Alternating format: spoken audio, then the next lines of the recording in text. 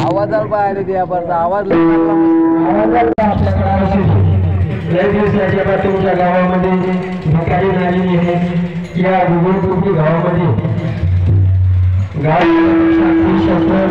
गुगुळपुटी या ठिकाणी दसरा महोत्सव साजरा मोठ्या आनंदात होत आहे।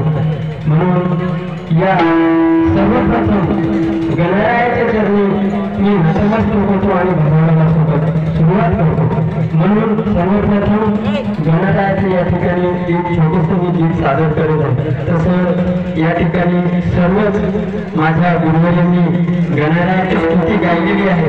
म्हणून मी छोटा कलाकार आहे, परंतु सर्व गुरुजन मंडळींना माझा नमस्कार।